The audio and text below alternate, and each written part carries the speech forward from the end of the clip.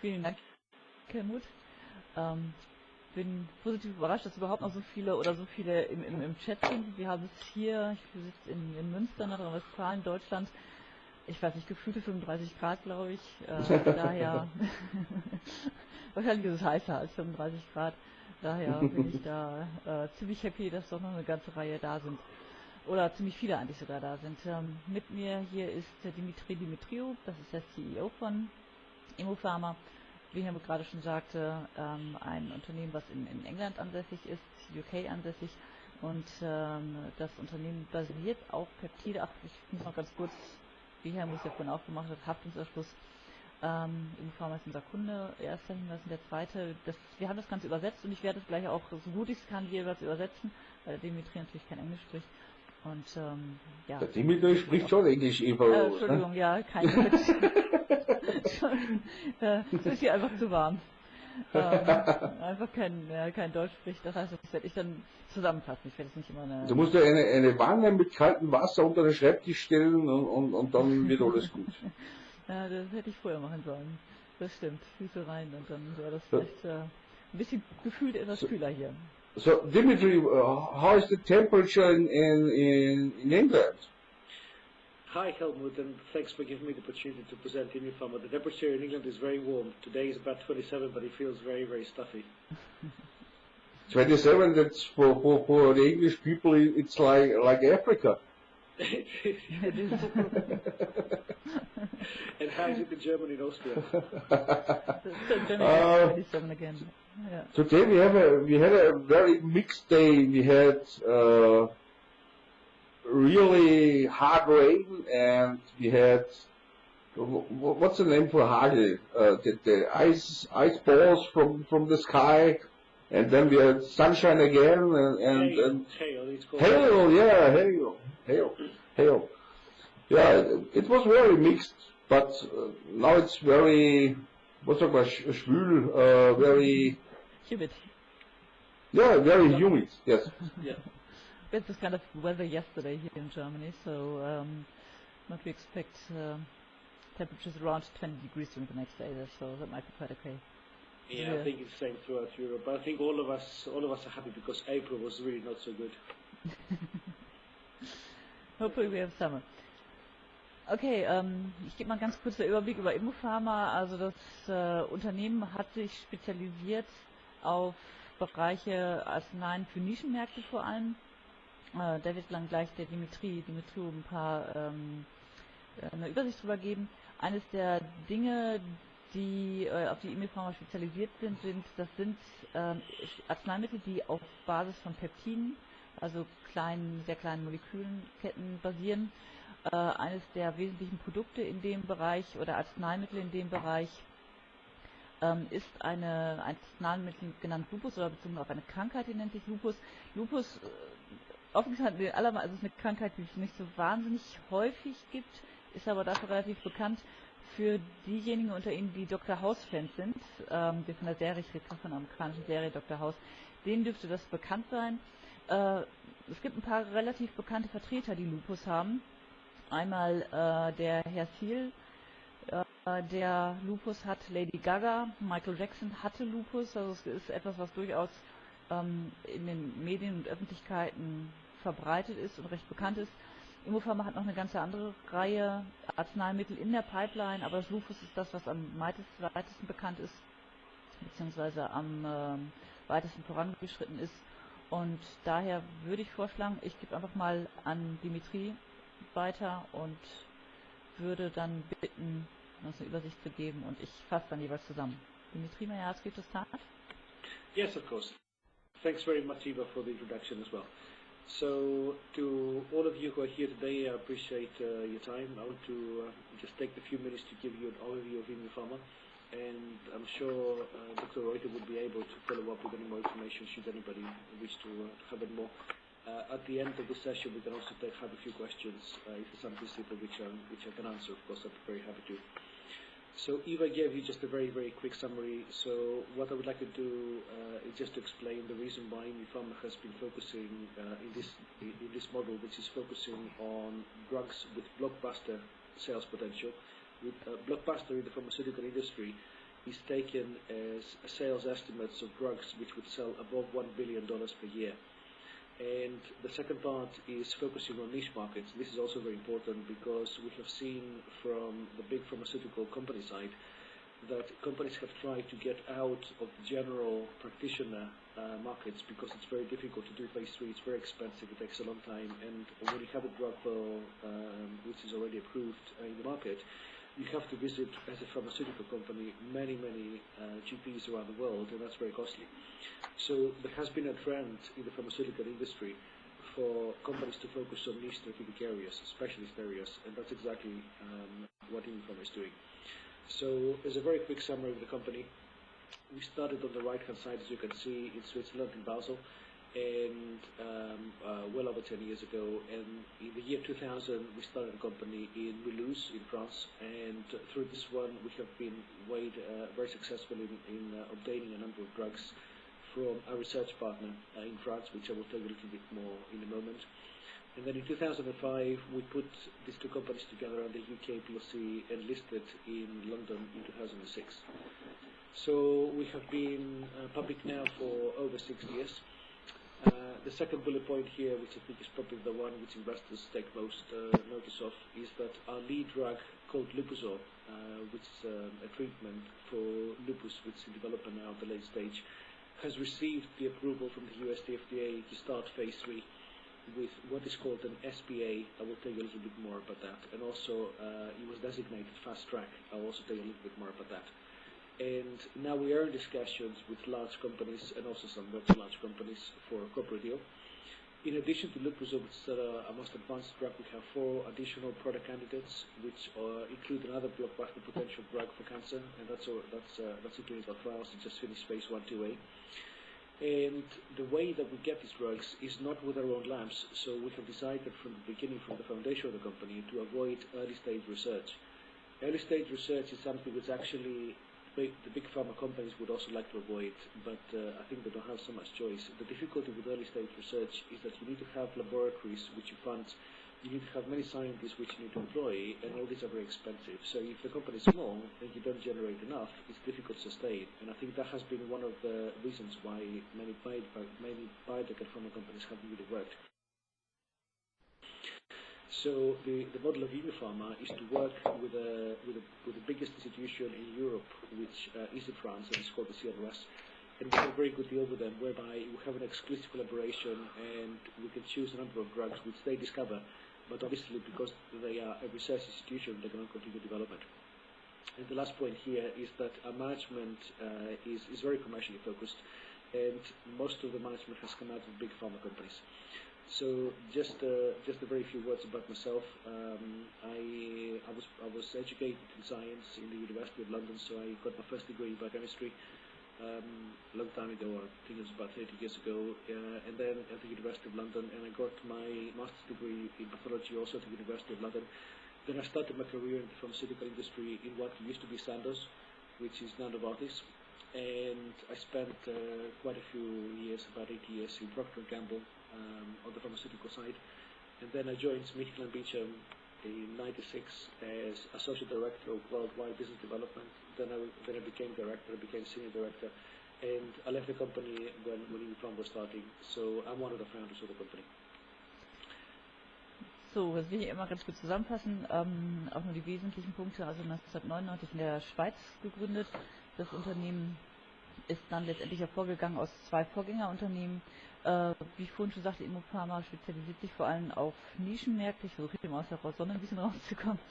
Auf Nischenmärkte und ist also in der Form, wie es jetzt am Markt ist, eben hervorgegangen aus 2 Unternehmen, seit 6 Jahren etwa am Markt. Der Dimitri hat selber im Bereich, also einen Abschluss im Bereich Chemistry, also Chemie, studiert in London, hat eine ganze Weile unter anderem eben auch für Procter & Gamble gearbeitet und eines der wesentlichen, wie ich sagte, gerade Nischenmärkte, neben dem Lupuzor, das ist das Produkt oder das Medikament, was für Lupus angewandt wird, ist in der Pipeline, und wir sehen gleich einmal die Pipeline ein weiteres Medikament relativ weit im Bereich der Krebsmedikamente, die sich ebenfalls im Bereich von klinischen Tests befinden. So, nächste Slide, gehen wir einmal auf die Finanzdaten ein. Dimitri? Thanks, Eva. So just a few little points on our financials. So our issued share capital is just over 80 million shares. Our market cap fluctuates. Now it's a little bit lower than this. I think it's about 50 million, but it goes up and down quite a lot. These stocks tend to be quite volatile, and the way to make money in pharmaceuticals from companies like ImmuPharma is not to buy and expect to sell the next day, but rather wait until a big inflection point comes, for example, a deal or some clinical data. We have been listed, as I mentioned, since February 2006. We are listed on AIM, but since the beginning of the company, we have abided to all the rules of the main market on the LSE. So we have IFRS accounts, and we have corporate governance based on the LSE practice. Our liquidity has gone up a lot in the last few years. So now we are trading over 1.2 million pounds a month, and you can see on the right-hand side just a chart from the LSE in terms of our value traded. Okay, ich glaube, die meisten Punkte stehen schon hier, also ich brauche nicht dazu sagen. Ich habe mir jetzt gerade parallel nochmal eben den Chart in Berlin oder jetzt den deutschen Chart aufgerufen über Comdirect, und momentan, und das ist nämlich das Interessante, eigentlich hat Helmut da vorhin in der Vorbesprechung, wir hatten natürlich eine kurze Vorbesprechung, was Interessantes gesagt. Er sagte, wenn er sich Unternehmen anguckt, die an der AIM gelistet sind, dann sind das eigentlich immer Penny Stocks, die wirklich im 0,01 Cent Bereich tätig sind, oder der Aktienkurs ist. Momentan der Aktienkurs in Berlin ist 74,7, also knapp 75 Cent, was ich denke relativ, laut Helmut hat, glaube ich, mehr Erfahrung mit Unternehmen als ich. Ich weiß nicht, ob du da noch 2, 3 Worte zu sagen willst, Helmut, aber Aktienkurs ist derzeit bei knapp 75 Cent. Ich denke, die meisten anderen Sachen stehen eigentlich soweit hier. Also es ist wirklich so, an der AIM, die meisten AIM-Firmen sind halt wirkliche Penny Stocks. Es liegt natürlich auch daran, dass an der AIM ein bisschen das australische System sowieso praktiziert wird. Ich weiß nicht, ob an der AIM das australische System praktiziert wird oder in Australien das englische System, keine Ahnung. Das wird dort manchmal sehr viel über Gratis-Optionen einfach finanziert. Das heißt, die Shareholder bekommen manchmal Gratis-Optionen einfach so als Art Dividende, und werden diese Optionen dann eingelöst, dann fließt dem Unternehmen wieder Kapital zu, und das bringt natürlich mit der Zeit auch eine relativ große Dilution mit sich. Spezialisten in diesem Märkte können das auch sogar gut behandeln, und die wissen einfach, wie zum Reagieren ist. Es ist einfach komplett unterschiedlicher Markt, zum Beispiel zum TSX-Markt, aber deswegen natürlich um nichts schlechter, es sind eben nur andere Gegebenheiten. So, may I ask you a question? The most important thing for an research and development company is always the cash position of the company and the burn rate. Can you tell us something about? Yes, of course, I'll be delighted to. So we have, based on the last financial results which were announced in April, which is quite fresh, at the end of last year we had about 12 million pounds in the bank. Okay. And we are burning about 4 a year. So we have cash for about 3 years. Okay. This excludes potentially any deal which we might do, or any other type of income. I know that some FDA approvals are very expensive because you need a lot of clinical trials, and that's always the most expensive point for a research and development medical company.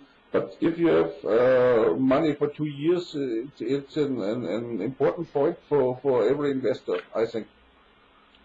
Yes, you're right. We have money actually for 3 years, not 2. But okay. we don't plan now to fund phase 3 ourselves. So perhaps it would help some of your some of the participants to just say a very few words about clinical development. and also preclinical development. So in the development of new medicines, the process is very complicated. It's very lengthy, it takes a long time, and it's also very expensive. So you have to spend many years, first of all, finalizing all the tests which are done in the lab, and sometimes in animals, before you can start testing in humans. So this process takes a long time. It's also very expensive, and you need a lot of people. And this is where the highest risk is. So this is where we are partner with a research institution in France. So basically, they do a lot of that, and we don't get involved at all until something has already advanced. Now, once you can test something in humans, then you have phase 1, phase 2, and phase 3. Phase 1 is primarily safety. So it's the first time in humans, and you try to test if the drug is safe. If the drug is safe and it passes phase 1, then you can do phase 2. Sometimes people do one phase 2. Sometimes you can do a small phase 2 and a large phase 2. If you do that, then the risk of phase 3 is smaller because you have done 2 phase 2s. And in phase 2, you're trying to focus on showing efficacy. In phase 3, what you do is you take the results which you have seen for phase 2 and you try to make the group of patients larger to show statistical significance. So the costs obviously escalate from phase 1 to phase 2 and phase 3. So what we did with the lead drug so far with Lupuzol is that we started, first of all, we completed all the preclinical requirements before dosing humans. Then we completed phase 1, we completed phase 2A, which means a small phase 2, and we completed phase 2B, which is a big phase 2. And in the middle of that, we closed the deal with Cephalon, which I will tell you a little bit more in one of my other slides. And now we have been given the green light from the FDA for the final phase. So the final phase will be quite expensive, and we don't plan to really fund this ourselves out of our current reserves, which is why we are now in discussions, much like we were before, for another partner on the lead drug. So in the next slide, I will explain to you why we got it back. Eva, ich denke mal, das Wichtigste ist, dass das Unternehmen einmal für 3 Jahre mal Kapital in der Bank hat, dass sie nicht gezwungen ist, unbedingt Geld aufzunehmen. Der Dimitri hat auch gut erklärt, wo ihm also der Unterschied zwischen den einzelnen Phasen einer Medikamenten Zulassung liegt. Sie sind jetzt eben, glaube ich, mit Lupus treten Sie jetzt gerade in Phase 3 ein, das was natürlich die teuerste Phase einfach ist. Und Sie wollen dies aber nicht aus Ihren eigenen Reserven finanzieren, sondern sind auf der Suche nach eben einem strategischen Partner im Pharmabereich eben. Aber das, glaube ich, so richtig interpretiert. Ja, also ganz grundsätzlich ist es so, dass es auch schon eine ganze Reihe von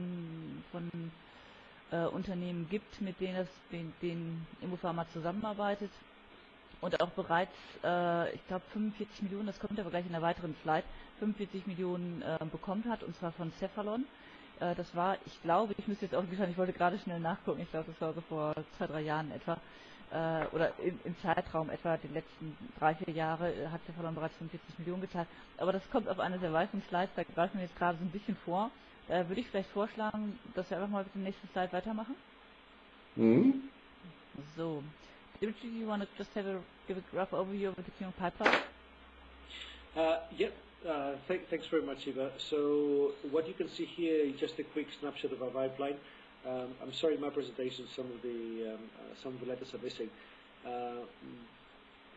Maybe do you have the English one? Maybe that has the letters there. Yeah, sorry for that. Maybe just give a rough overview. Okay, all right, okay. So the first line which you see is Lupuzol, and the end of the line there is the beginning of phase 3. So Lupuzol is now ready for phase 3. The blue one is a second one, that's a cancer drug, and that has just completed a combined phase 1/2. It was a small study, but it's a cancer drug and it was done in patients. It was primarily to show safety, and it was safe. So these two are in clinical trials. The other 3 which we have are not in clinical trials. They are at a preclinical development stage, and we intend to advance them obviously based on the cash position of the company and the resources. So we always try to prioritize and not spend too much money when we don't have to. And the last one, which you see, the purple one, is part of our pipeline in terms of platform technologies. So this is a library of small molecules which comprises about 300,000, from which we can pull out more molecules in terms of taking them forward for development. Ja, das ist eine Pipeline. Es ist offen gestanden, scheinbar beim Hochladen der Präsentation, deswegen kann man es nicht ganz so schnell fixen. Die Schrifttypen werden hier nicht angezeigt, also normalerweise können Sie jetzt hier sehen, welche Phase das jeweils ist. Also das allererste hier, das hier ist eben Lupisor, was jetzt demnächst in die Phase 3 kommt. Das blaue hier, ich denke mal momentan vor allem diese beiden ersten Produkte, die wichtigsten, ist halt kurz vor Phase 2, das ist das Cancer-Produkt. Und das sind auch momentan die beiden wesentlichen Produkte, auf die sich das Unternehmen spezialisiert. Denn das Unternehmen möchte jetzt sich nicht zu sehr zu viel auf zu vielen Feldern einfach tätig sein, weil es natürlich auch ein kleineres Unternehmen und man muss auch einfach die Kapazitäten haben, das alles abarbeiten zu können. Aber das ist etwas, was, also ich rede ja relativ viel auch mit institutionellen Investoren. Ich musste manchmal so ein bisschen schmunzeln, wenn ein institutioneller Investor bei einem Unternehmen sieht, dass es nur ein einziges Medikament in der Pipeline hat, dann ist also der Aufschrei ganz groß und dann hätte man gesagt, oh Gott, das darf aber nicht wahr sein, nur ein Medikament in der Pipeline. Was ist, wenn das nachher nicht funktioniert? Was ist, wenn es in der Phase 2 beispielsweise oder Phase 3 durchfällt? Dann ist eigentlich das gesamte Unternehmen funktioniert nicht mehr. Umgekehrt, wenn ein Unternehmen zu viele Medikamente in der Pipeline hat, wird dann gesagt, Mensch, das Unternehmen ist viel zu klein, das schafft das doch alles gar nicht. Denn ich muss manchmal so ein bisschen lachen, wenn ich ehrlich bin, mit einigen institutionellen Investoren, weil auf der einen Seite sind es manchmal zu viele. Entschuldige, dass ich die unterbricht, Eva, oder so irgendwas, aber es ist ähnlich wie bei Bienenprojekten, das ist es genauso. Du hast eine Firma, die hat ein Projekt und jeder sagt, okay, was ist, wenn das nichts wird, ne? Ja, und wenn sie 7 Projekte haben, so sagt sie, das ist ja doch viel zu viel. Ja. Also, weiß nicht, es ist bei institutionellen Investoren, das ist so ähnlich wie beim Wetter mit den Bauern. Also, ich habe auch noch nie einen Bauern erlebt, dem das Wetter gut genug war. Ne? Einmal ist zu nass, einmal ist zu trocken, einmal ist zu windig und einmal ist zu viel Schnee und zu wenig Regen und alles Mögliche. Also, das ist ungefähr so. Dimitri, we are talking about institutional investors. You can never make it right for them. I think you cannot make it right for some investors. Sometimes the institutional, sometimes the private investors. Yeah. I have different views. I mean, I spent a lot of time dealing with investors, and I understand because actually all of us are somehow investors. Whether we have shares in companies or whether we have a bank account with some savings or whether we have a pension plan. The tricky part is that it's difficult to be happy as an investor in anything if the markets are going down or for some reason cash is going down or the economy isn't growing. So if the economy is growing, everybody's happy. If the economy isn't growing, then everybody's unhappy. Mir ist gerade noch eingefallen, möglicherweise wissen nicht alle, was das eigentlich, worüber wir gerade gesprochen haben, nämlich Phase 1, Phase 2, Phase 3. Für diejenigen von uns, die vielleicht noch nicht so ganz viel mit Biotech und Pharmaceutical Companies zu tun hatten, die Arzneimittel müssen natürlich getestet werden. Das ist also nicht möglich, dass man die einfach direkt aus der Universität auf den Markt bringt. Und diese Phasen sind vorgeschrieben. Es gibt also dort die Preclinical-Phasen, also die Phasen, bevor sie in die klinischen Studien kommen. Dann gibt es die Phase 1, Phase 2, Phase 3. Die Phase 1 sind meistens häufig noch erst Verträglichkeitsstudien und bis zur Phase und meistens auch nur an ein paar ganz wenigen Menschen, also Studien, die an Menschen durchgeführt werden, bis in Phase 3 nachher, wo es wirklich ganz, ganz groß angelegte Tests sind, die unglaublich teuer sind. Das muss man auch leider dazu sagen. Und die Wahrscheinlichkeit erhöht sich. Also Unternehmen, es gibt viele Statistiken darüber, wenn ein Unternehmen, also wie groß ist die Ausfallwahrscheinlichkeit, wenn ein Unternehmen erst Phase 1 und noch nicht Phase 2 bewältigt hat, wie groß ist dann die Wahrscheinlichkeit, also dass es bis in den Markt reinkommt und bis die Marktreife erreicht wird. Sobald es in Phase 2 kommt, ist die Wahrscheinlichkeit wieder deutlich höher. Und Phase 3, ich hoffe, ich sage es jetzt richtig, Unternehmen, die es bis zur Phase 3 geschafft haben, davon schaffen es also 65% etwa, dass sie nachher auch wirklich damit Geld verdienen. Wie viel Geld ist dann natürlich, steht nicht in den Statistiken, aber ein paar Statistiken, ich hoffe, ich gebe es jetzt richtig wieder, ich gebe es jetzt aus dem Kopf wieder. die Unternehmen, die preclinical sind, also noch nicht angefangen haben mit diesen Phasen, da schafft es meistens nur ungefähr jedes 10. bis so zwischen 10 bis 5 Unternehmen schaffen es nachher auch bis in die Marktreife rein und die anderen fallen irgendwann bei den Phasen raus, die übrigens wie gesagt, von der FDA vorgegeben sind, unter anderem von der FDA, die sitzen in Amerika und Lupusor ist dort auf dem Fast Track, das heißt also sie haben dort die Möglichkeit die Phase 3 schneller und bevorzugt durchzulaufen als das andere Unternehmen sind. Die können manchmal bei einigen Unternehmen, wenn das nicht der Fast Track ist, wirklich sehr, sehr lange gehen. So we all know that the FDA is the most important thing for a pharmaceutical company. Do you looking for some European approvals or just the FDA in USA? No. What I want to say, and thanks for giving me the opportunity, Helmut, is that drugs are global products. And just a few more words, because I heard you talking or giving me some questions earlier about the market and the views from investors. Pharmaceuticals is an area where stocks don't follow, for example, what happens to the life of or a cycle of silver or copper or gold. And you don't have a day-to-day trading which is so high around the world from all the big funds which tend to track the economy. So if something goes up, gold tends to be defensive. So people put the money in gold if they can't get enough money out of the bank in interest rate, or if they feel the equities are going down. But the pharmaceuticals, when you have a success, the inflection point comes very suddenly based on outcomes, which is either clinical data or a deal with a big company, because all the big companies are hungry for new products. And they don't have enough products internally, which is why they're all focusing on trying to find products from the outside, from companies like us. So as a very quick financial calculation, if you want, the analyst projections for Lupusol only is about $2 billion per year. Now that amount is huge, but I can tell you why this is, and I have it in one of my next slides. There are about 1.5 million patients in the G7 markets.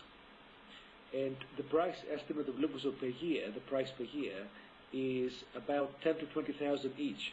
So therefore, you are talking about the market which is between 15 or 30 billion worth. And because pharmaceuticals are global products, if something works, it automatically opens up the doors everywhere in the world. So in terms of development, we have the approval from the FDA to go into phase 3 with an SPA and fast track, but we also have the approval from the EMA, which is the European Medicines Agency, and also the approval from the Japanese authorities to also start clinical trials in Japan. So Lupusor has followed the worldwide developer program. This is typical in pharmaceuticals. Okay. I didn't expect that the market is that huge for a disease I never heard before. Du solltest Dr. Haus gucken. Exactly. But you see, this is the model of ImmuPharma, which is why I explained at the beginning that we're focusing on niche areas. So there is no point now, I can tell you that, because I spent many years in GlaxoSmithKline trying to find drugs to bring into the company. So there is no interest from the big pharma companies to license or acquire drugs for indications which are already well met. And many indications, many diseases are fairly well catered for. So if you take as the example depression, there are many antidepressants. Yeah, okay, many years ago there was Valium from Roche. Now you have Prozac from Lilly. You have Seroxat from my old company, GlaxoSmithKline. When you have high cholesterol, you have drugs like Lipitor, which is the biggest drug in the world ever. I think Lipitor alone sales must have been over 10 billion per year. 10 billion per year. That's a huge amount of money. And that product was sold by Pfizer, but it was not discovered by Pfizer. It was discovered by another company which Pfizer bought. So in these areas where there are existing drugs, there is no point doing development because you have to compete with existing ones, which, by the way, will go generic or have gone generic, which means that the price is very low. So there are some diseases. Yeah, cancer is another one, for example, where, as you know, all the cancer drugs are are priced very highly. Partly the reason, by the way, why pharmaceutical companies price drugs at the prices which they are is not because they are trying to make money and don't care about the patients. It's completely the opposite. It's only because you must try to cover back what you have spent in R&D and also have enough to continue R&D so that you can find other drugs. So the potential for the disease is absolutely enormous. In fact, I can give you one more very recent example. There is only one drug ever which was approved for lupus. That drug was approved only last year, and it's by GlaxoSmithKline, and it was licensed from a company called Human Genome Sciences. The drug is called Benlysta. So Benlysta is priced at $35,000 per patient per year. So every patient must pay $10,000 now to have Benlysta. So lupus is going to be at least half that, if not less. But the other interesting thing is that even though GlaxoSmithKline had the deal, or has a deal, and has the rights for selling its drug, he decided recently, this is only in the last few weeks, to buy the other company, Human Genome Sciences, and I think they're paying about $2 or $3 billion. So obviously the market is there. Eva, ich glaube, das ist ein ganz wichtiger Punkt, oder? Ja. Ich versuche gerade hier alles zusammenzufassen, dass ich das alles im Einzelnen durch... Dimitri, you are unstoppable. You are unstoppable tooting your company. No, that's not the time. Obviously I'm excited. Yeah. Ich versuche es mal eben ein bisschen zusammenzufassen, alles werde ich nicht zusammenbekommen. Also er sagte vorhin, und ich glaube, das ist ein ganz wichtiger Punkt, dass es eben Analystenschätzungen gibt, die davon ausgehen, dass mit Lupizor, das muss ich gesagt, sind Analystenschätzungen, etwa 2 Milliarden pro... 3? Drei? Ich glaube 3. Sagen wir zwischen 2 und 3. Sagen wir zwischen 2 und 3. Wir müssen uns die Analystenschätzungen angucken. Milliarden pro Jahr verdient werden können. Dann, deswegen habe ich die Folie hier nochmal ganz kurz aufgerufen, es ist eben nicht so, dass wir jetzt nur, wir haben die ganze Zeit über FDA gesprochen, weil es natürlich die wichtigste Zulassung sind. Es gibt andere Zulassungsbehörden.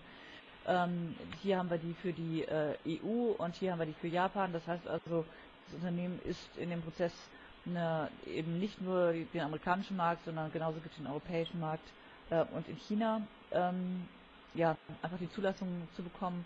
Und was, glaube ich, auch noch ein ganz wichtiger Punkt ist, ich weiß nicht, ob das so bekannt ist, die Pipelines der großen Pharmaziehäuser wie Pfizer oder GE Healthcare oder ähnliches sind ziemlich leer. Das heißt, deren Lizenzen laufen demnächst aus, das heißt, deren Patente vor allem laufen aus. Deswegen suchen sie kleine Unternehmen, kleine Biotech-Unternehmen, kleine Pharmaunternehmen, mit denen, wo sie die Produkte lizenzieren können, um diese dann nachher zu vertreiben. Umgekehrt ist es häufig so, dass so kleine Firmen nicht in der Lage sind, solche Vertriebswege so schnell aufzubauen. Und daher ist es ganz oft so, dass man nicht versucht, mit dem Produkt nachher an den Markt zu gehen, direkt an den Markt zu gehen, sondern so eine kleine Firma sucht sich einen großen Partner, der dann die Vertriebswege hat, das überhaupt alles an den Markt bringen zu können. Ich glaube, noch ein ganz wichtiger Punkt, den Dimitri vorhin eben nannte, war, es gibt bisher ein Konkurrenzprodukt in dem Bereich und mit dem verdient man 35.000, das ist ehrlich gesagt die 45.000? 45? Eine Jahresdosis kostet $45.000, soweit ich mich richtig erinnere. Okay, ich hatte 35, das ist egal. Also wenn ich jetzt sagen wir mal Ivo zwischen 35.000 und $45.000 genau. pro Patient pro Jahr. Und Lupizor wird dort etwa die Hälfte kosten. Und vielleicht mal da weitermachen, wo wir vorhin ganz kurz gestoppt haben. Der Dimitri hat auch noch gesagt, dass zum Beispiel eine von den bestverkauftesten Medikamente, ich glaube, er hat Pfizer genannt, nicht selbst in den Labors von Pfizer selbst entwickelt wurden, sondern eben ein kleineres Unternehmen eben auch gekauft wurde. Also ich sage mal so, ich glaube, dass man billiger, also unter Anführungszeichen, dass man als großes Pharmaunternehmen eigentlich relativ billig einkauft, weil man kann sich einfach das aussuchen, was jetzt die Marktreife irgendwie erlangt hat und sagen, okay, ich habe selbst nicht da, keine Ahnung, 100 Millionen reingesteckt oder so irgendwas und gut und habe bei anderen Medikamenten vielleicht nicht 300 Millionen verloren, weil das nichts geworden ist, sondern ich suche mir einfach das passen die Unternehmen aus und kauft es für 200 Millionen, zahle ich gerne mehr dafür, dafür habe ich bei anderen Sachen eben nichts verloren. Ne? Also Ja. das, glaube ich, ist ein sehr, sehr wichtiger. Ich glaube, dass möglicherweise so große Pharmaunternehmen auch denken. Ne? Ja, was heißt auch denken? Es hat sich wirklich so entwickelt in der Vergangenheit, dass die großen Pharmaunternehmen, die haben eine ganze Weile, da hat es mal vor 2, 3 Jahren einen interessanten Artikel gegeben, eine ganze Weile einfach aufs falsche Pferd gesetzt. Die haben Research, alles Mögliche gemacht und die Medikamente wurden nachher überhaupt nicht gebraucht. Beziehungsweise es haben teilweise auch, sind zu viele im Schmerzmittelbereich gemacht worden. Und dann stellte man plötzlich auf einmal fest, oh Gott, unsere Pipelines sind leer, unsere Patente laufen alle aus, wie sollen wir demnächst alle Geld verdienen? Sodass dann einfach diese Kooperation entstanden ist, dass große Pharmaunternehmen bewusst auf kleine Biotech- und Pharmaunternehmen zugehen und sagen, okay, was macht ihr denn da? Was für Produkte habt ihr in der Pipeline?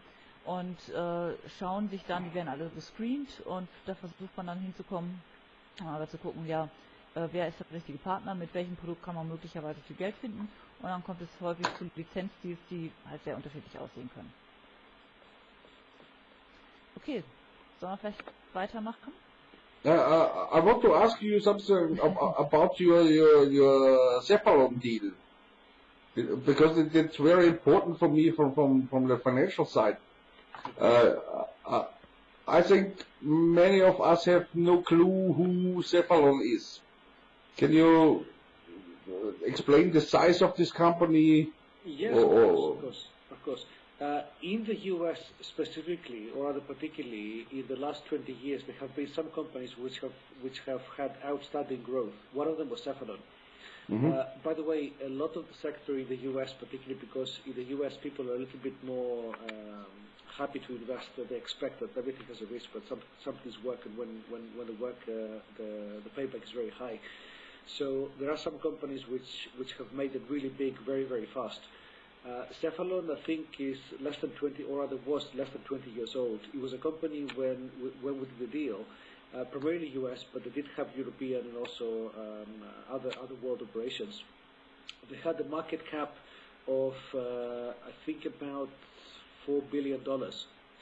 And it was a specialty pharma. So a specialty pharma is a company which is focusing, like us, in specialist diseases. The difference is that Cephalon was older, and they were in the US, they had licensed some drugs, and they had already started selling. So the sales very quickly went up to, I think, about $2 billion. And it was a company which was very entrepreneurial, very aggressive in terms of marketing. So we were very happy with the deal which we did with them. It's one of the biggest, actually, I think it was the biggest deal in Europe when it was done in 2008. We got a lot of money from them, and well, fortunately or unfortunately, but that's how it went. They were acquired by a company called Teva in late last year.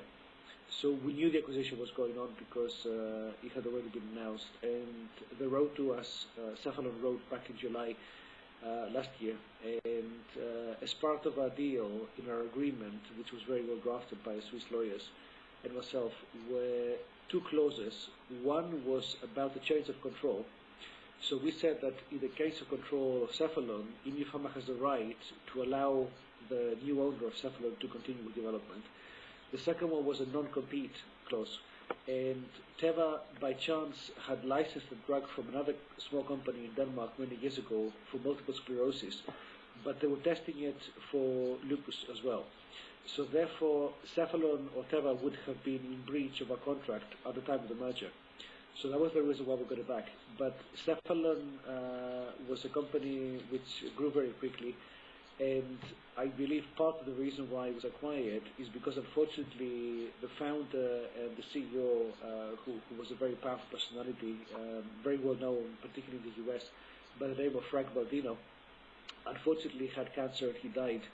And 3 months after he died, the company came subject to a bid in the beginning, not by Teva, by another company called Valiant, which was a pure generics company. So that was Cephalon, and that was Teva. There are some other names in the US which have been very successful. I guess names which hopefully you have heard of, and some of the other people online would have heard of, include names like Amgen, Biogen, Genentech, which by the way is now owned by Roche, and they pay many billions for the company. These are all young companies. More recently, there's another company called Gilead, which also now is a multi-billion-dollar company. There was a company called ICOS, which was acquired by Lilly for, I think, 1.5 billion quite suddenly, and they had discovered and just got approval for a drug which was a little bit like Viagra. The drug is called Cialis, and you have a whole range of companies which grow very quickly, very suddenly, and at the end usually get acquired. So what kind of investment did they make? Did you receive the whole sum, or do you receive also milestone payments? Yeah, we received 45 million, which is why we still have cash in the bank, and we have always been very careful with the cash. And the deal was 45 million, which we were to receive basically up front, and there were another 450, i.e. 500 total milestone payments, plus royalties, and the royalties were very high. So the royalties were in double digits. They were unusually high. So it was a very big deal. But you see, Lupuzor is a product which does not need too much spending on promotion because it's niche. And secondly, the gross margin is very high. It's probably about 95%. So therefore it's a very, very profitable product, which is why you can expect either high royalties or a very, very high margin if it gets to the market. So imagine now ImmuPharma is valued at £50 million, whatever you want to say. In the last few months it was a bit high. So if you assume that's going to go up to where it was in the past, which is about £17 million or $100 million, with a market cap of $100 million, between now and the approval of Lupuzor, if the analysts' estimates are correct, because a lot of analysts have done work on this one, and all of them have the same sales forecast. If Lupuzor generates sales of 2 billion, well, forget even 2 billion, just say 1 billion, with a margin of maybe 70% or 80%, you're talking about 700 million net profit a year, every year, and the company today is only valued at 100. Ich will mal vielleicht eben zwei, drei Sachen ganz kurz zusammenfassen daraus. Und zwar ist einer der wichtigsten Deals in der Vergangenheit war eben mit Cephalon, und das ist ein Deal in 2018 gemacht worden, 500 Millionen plus Milestones, also Meilensteinzahlungen, plus eben einen relativ hohen Anteil an den Royalties, das sind also die Einnahmen letztendlich. Und davon hat das Unternehmen, also ImmuPharma hat davon auch bereits insgesamt 45 Millionen erhalten, was auch einer der Gründe ist, warum die Cash-Position des Unternehmens relativ gut ist. Und ich sagte gerade eben nochmal, dass das Unternehmen eben sehr vorsichtig ist, auch einfach damit Cash auszugeben und da nicht die entsprechende Cash-Position zu gefährden. Helmut, hast du dazu noch Fragen oder sollen wir nochmal da weitermachen, wo wir vorhin aufgehört haben? Na, gehen wir nur weiter. Okay, ich gehe mal eben wieder zurück in den, ich muss gerade gucken, wo wir waren. Genau, da waren wir stehen geblieben. Dimitri, could you just give us a brief overview of the cooperation with the CNRS? Yes, of course. By the way, how are we doing for time? Because maybe people don't want to wait forever. Maybe I would suggest that we start we open the chat so that everybody could already start to ask questions, and maybe we should try to finalize during the next 10 minutes. Okay. In that case, I will try to just complete the next few slides in the next 10 minutes. So let me start now with the collaboration we have with the CNRS. So as I mentioned in the beginning, when we started in 2000, the company in France, we closed an exclusive collaboration with the CNRS for a number of reasons, and this has worked very well. This is the place where we got Lupuzor and the cancer drug, and we have a very good relationship with these people because we work very closely together. So the CNRS is the biggest research institution in Europe. They have about 30,000 people and a budget of over 3 billion, and it allows us access to about 50 scientists and medical doctors, which we don't really have to pay for. So it's funded by the French government. It's a government organization. They like to work with us, and we have a deal whereby we choose drugs which we think commercially are attractive, and we progress development on our own in ImmuPharma, so we have the exclusive rights. And what we do is we fund all development, we find a partner, or we sell them ourselves. And then when we receive a payment from a partner, or if we sell the drugs ourselves, we pay back the CNRS a small part of what we receive. So that's how this deal works. And it allows us effectively to avoid the early stage research, which I mentioned earlier, is something which has been a problem for many small companies. Mm-hmm. So just a couple of words for lupus. So lupus is a drug which is for so I'm looking, the slides are in English, should it be in German? Might be a little bit better, but this one is now in German. You might want to put them in German, yeah, because I know the slides. So just to say, lupus, first of all, is a novel drug. It's very novel, and it is very specific. So specific is a very key word, because lupus is a disease which is treated mostly by things like steroids. And as you know, steroids people take also when they have asthma or skin diseases and many other things, because they help to reduce inflammation.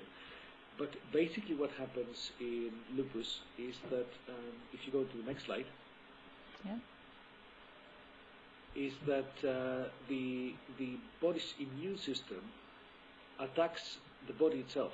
So the disease, or the type of the disease, is called autoimmune. On the right-hand side in the picture, you can see that it manifests in a number of symptoms. So the bottom one, which is arthritis, is one of the most common symptoms of lupus patients in the beginning. Because arthritis is also, especially rheumatoid arthritis, is also an autoimmune disease where the body attacks parts of the joints. And in lupus there are a few symptoms which eventually coincide, so that the physician decides that the disease is lupus. Part of the reason why people die when they have lupus is because of lupus nephritis, as you can see in the slide. So lupus nephritis is effectively the deterioration of kidneys, so that people have renal failure and die. So the disease is chronic. That means it lasts a long time. And as I mentioned at the bottom of the slide, there are about 1.5 million estimated patients in the US, Europe. That's not the whole of Europe, it's only the 5 major countries: Germany, the UK, France, Italy, and Spain, and Japan. So we expect the pricing of our drug much less than the competitor called BullVestor.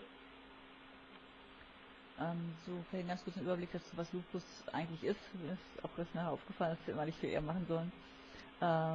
Lupus ist eine Autoimmunerkrankung, die letztendlich dazu führt, dass der eigene Körper sich selbst angreift, und die Ausprägungen, die das auftreten können, sind halt sehr, sehr unterschiedlich. Am bekanntesten oder vielleicht am besten sichtbar ist eben, was man hier in dem Bereich sieht, dass es beispielsweise das Gesicht, das kann aber auch andere Hautpartikel anfallen, eben zu Rötungen, Schwellungen kommt. Das bekannteste, nach meinem Kenntnisstand zumindest, ist der gute Herr Thiel, der eben auch in seinem Gesicht, das ist jetzt, ich denke, den meisten bekannt, dass er so etwas vernarbtes Gesicht hat. Das ist nach meinem Kenntnisstand Lupus. Das kann aber auch eben das Herz befallen, das kann Nieren befallen, das kann ganz andere Körperteile befallen, kann eben hin und wieder auch tödlich sein. Und ja, da gibt es eben eine ganze Reihe von verschiedenen Verlaufsformen.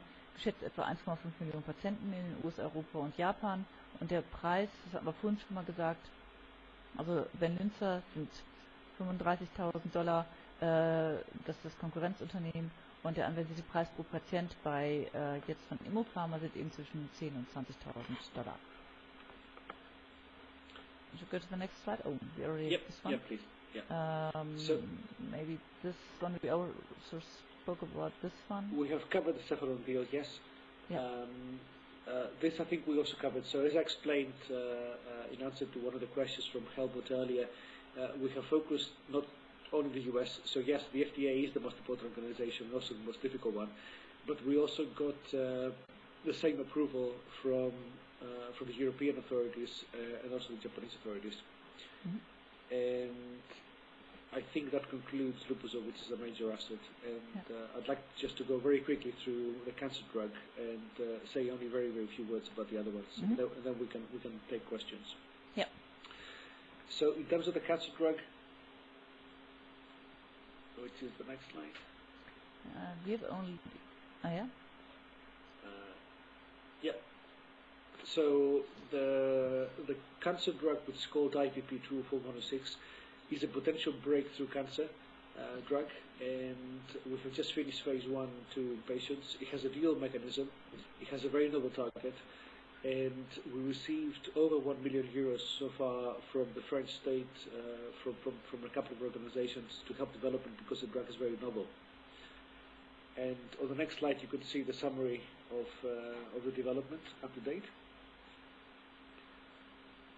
So we received approval, just going back a little bit of history, about a year ago from the French regulatory authorities, a little bit like the FDA in France, to start the phase 1/2A in cancer patients. And the patients that were dosed were suffering from different types of cancer. All of them have metastasis. They all have progressive disease, that means it was advancing, and they all had at least one treatment failure with another treatment. So in these cancer trials, you can enroll patients who are not just recently diagnosed, because the physician has the obligation and the ethical obligation as well to try a drug which could work if they know that something is already available and could be used, instead of trying something new. So in phase 1 for cancer drugs, which is the first time that you go into humans, if you test in patients, you cannot really cure or help to shrink the tumors in patients, because these people are very advanced. So the end point of the study is safety. Do you have a question, Eva? Yeah. Could you just give us a rough overview? What are the typical types of cancer, if you want to speak about this one? For our drug, we have seen that it has worked in a range of tumors. So the patients which were in this study were not specific to any tumor. Mm-hmm. We had people who had all the typical cancers: breast cancer, prostate cancer, I think pancreatic cancer, etc. And what we have seen is that there were no serious adverse effects, so no side effects. And that was the endpoint of the study, to see if it's toxic or not, because cancer drugs most often are very toxic. So this was not toxic. And we also have seen that more than 20% of the patients were stabilized. So stabilized for us was obviously something very important, because it shows a hint of efficacy. So the difference between somebody who's stabilized and somebody who's not is that all these people, as I said earlier, were progressing. So the disease was advanced, and they were getting worse and worse and worse. So about 20% actually stopped progressing, which means the drug obviously has done something. In fact, I can tell you from some of the data which we have announced, that the first 2 patients which were started dosed, I think, more than a year ago, actually are still alive, just on our drug, when the others had failed. So it's interesting. So we were also chosen, and we're very proud of that, to be in one of the prestigious medical journals in the US for cancer, called Cancer Research, and this is basically the leading journal worldwide. This is not something which commercially you cannot sponsor or anything. You know, there is a very high ethical panel of doctors who choose what goes in that, and that shows, because there was an article written on our drug, they actually chose our drug to also be on the cover of the magazine. So that's something which gave us a lot of confidence. I think we have to come to an end, but I just give a rough overview. Also es geht hier um ein weiteres Krebsmedikament, das die zugrunde liegenden Peptide können eben auch für die Entwicklung eines Krebsmedikaments herangezogen werden. Und dort ist es kein spezifisches Krebsmedikament, sondern gegen Tumore beispielsweise, alle Art von Tumore. Das können Brustkrebs sein, das können Bauchspeicheldrüsenkrebs, Prostatakrebs und so weiter sein. Da hat man relativ gute erste Ergebnisse, also auch Teilnehmer, die offensichtlich dort relativ gut drauf angeschlagen haben. Dimitri, is there anything you additionally would like to highlight before we come to those questions? We have at present 2 questions.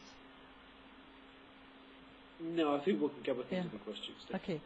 So, wir haben momentan noch 2 Fragen, auf die ich eingehen möchte. Ich glaube, da müssen wir auch dringend zum Ende kommen. Ich habe gerade mal einen Blick auf die Uhr geworfen. Wir sind doch ein bisschen über die Zeit. Jetzt eine Frage zu dem Cephalon-Deal, ob dort noch weiteres Geld erwartet wird und wenn denn so, wann das wäre. So Dimitri, there's a question concerning Cephalon, your Cephalon deal. Do you expect more money from the Cephalon deal, and if so, when? The answer is no, we don't expect any more money, because the deal was terminated because of the acquisition of Cephalon by Teva. Oh, okay. So we got the drug back, But the important thing to realize here is that, first of all, we have the money which we kept from the deal. In addition, Cephalon has performed a large number of studies which we didn't pay for, which obviously are our property. So the agreement with Cephalon was drafted at the beginning in such a way that if the stock development, if the deal was terminated, and we took the drug back, then we took everything without any obligations to pay them for anything. And in addition, they also produced the material which now we have ready from the commercial supply that you need to go to phase 3. So therefore, the drug has been manufactured already to go to phase 3, thanks to Cephalon. It is also not fair or rational to expect any more payments from Cephalon because they have nothing else to gain. Okay. Also momentan wird nicht erwartet, dass von Cephalon noch Geld kommen wird, weil Cephalon war ja aufgekauft worden, das war vorhin einmal kurz diskutiert worden und daher ist der Contract terminiert worden. Dann noch eine Frage. A question from me is, Terra acquired Cephalon, is that right? Correct. Yeah. Do Terra have an equity position in your company? No. And Cephalon didn't have an equity position either. It was just a cash deal. So okay. So, dass ich das kurz erklären kann, also diese Finanzierung von Cephalon an ImmuPharma erfolgte seinerzeit nicht über Aktien, sondern es war einfach ein Cash-Deal. Das heißt, man gibt dem Unternehmen Cash und sie entwickelt das Medikament eben weiter und hat dann eben gewisse Anrechte, und eben durch die Übernahme von Cephalon durch Terra wurde der Deal mit Cephalon eben gecancelt, wird von Terra nicht weiter erfolgt. Dennoch haben sie noch immer für 3 Jahre Geld in der Bank und sind auch auf der Suche nach einem weiteren Partner. You are searching for a new partner and you are in discussions with other companies. Correct. Ja. Okay, eine Frage habe ich hier noch, und zwar ist die Frage, wann es also oder wann das Unternehmen erwartet, dass es zu einer Zulassung von Lupusor kommen könnte. Dimitri, I would suggest last question for today. When exactly do you expect to get the approval for Lupusor? What we know is that the protocols which we have been agreed by the FDA for the phase 3 are for a study which would last for 1 year dosing. So patients must be dosed for 1 year. Okay. We assume, because we want to be conservative, that it's going to take maybe up to 1 more year to find all the patients, because you start dosing one by one as you find them, but you have to wait until the last one has completed also a year, otherwise you don't have enough numbers. So therefore we're assuming 1 more year, so 1 year for dosing plus 1 year for what is called recruitment, which means to find the patients. And then you have to add probably a few months for getting the statistics, the results, and submitting it to the FDA. The importance of the fast track designation by the FDA, which is not given to many drugs, is that the FDA has a lot of papers or applications for new drugs to be approved every year. Most of these drugs are things which are just maybe better formulations, or drugs which are called Me Too, which means similar to other ones. And because the FDA has a lot of workload, and because the focus on the patient needs, if a drug is really novel and it's in an area which is very unmet, like for example lupus and cancer, they give what is called fast track approval. So the average time for the FDA to give approval, or rather to review all the documents, because there are massive amounts of documents, before they give approval, is maybe a year to a year and a half. With the fast track approval, the FDA guarantees that they would give approval within 6 months. So if you want to be conservative, probably 3 years. Okay. So, also im etwa das Unternehmen denkt etwa 2–2,5 Jahre, wenn man noch die Statistiken dazu rechnet. Das ist relativ schnell. Ich weiß von vielen anderen Unternehmen, die 4 Jahre und auch deutlich länger brauchen, weshalb eben auch die Phase 3 so unheimlich teuer ist, weil es eben einmal relativ lange dauert und die Tests dann auch eine ganze Menge Anzahl von Patienten durchgeführt werden müssen, die übrigens vorher gefragt werden. Also das ist nicht so. For investors, it's always important to see a company reaching new milestones. Can investors expect news of new milestones in the near future, let's say within the next 2 months or 6 months? I don't know where the news will come out. It's difficult to predict. What I can tell you is that we are in discussions with companies about a deal. Obviously, if a deal happens, it's going to be announced suddenly, and I don't know with who it will be and how high the payments will be, how things are going to be done. But you can assume, or we very much hope, that when the deal is done, the price is going to go up quite a lot. I can also give you another example which came to my mind.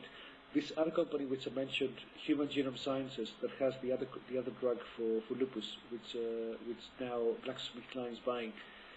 They announced good phase 3 results. So phase 3 stopped, or rather ended, and it was successful. And I think their price went up to about 1,000%. So the way to make money in companies in the sector is not to wait until the study has finished, because by then the market sees it and it very, very quickly goes up because people are waiting. So the way to do it is to do it before, obviously, you have the results. So tell us, what are names you want to dealing with? We cannot give any names. We also have confidentiality. Well, part of the reason is that, first of all, we are a public company, so we have to be careful about information. But I assume that these are well-known names. There are well-known names to people who know these companies. Some of them are names which maybe everybody knows. Some of them are names which maybe not everybody knows, but all of them are companies which are substantial. Okay. So, also ich war natürlich neugierig und wollte wissen, oder was, mit welchen Firmen das jetzt da spricht ihm, weil er ist sie überzeugt, wenn das Unternehmen jetzt einen neuen Partner finden kann, dass sich das auch sehr, sehr positiv eben im Börsenkurs niederschlagen wird. Denn wenn sie in der Lage sind, einen ähnlichen Deal eben zu machen, wie sie es schon mit Cephalon gehabt haben, das heißt, die Aktie wird durch Zahlungen einfach nicht verwässert, dann finde ich das auch wirklich eine sehr, sehr positive Sache eben fürs Unternehmen wäre. There's one other question. Are there some known side effects for Lupusol? No, Lupusol has shown no side effects. Absolutely nothing. Absolut, also absolut keine Nebenwirkungen. Okay. So, for me it was very interesting. I think it's a very interesting company, and I didn't expect that a company on the AIM market is that interesting that your company. Thank you very much. I think we are one of the biggest, at least in the sector, companies on AIM.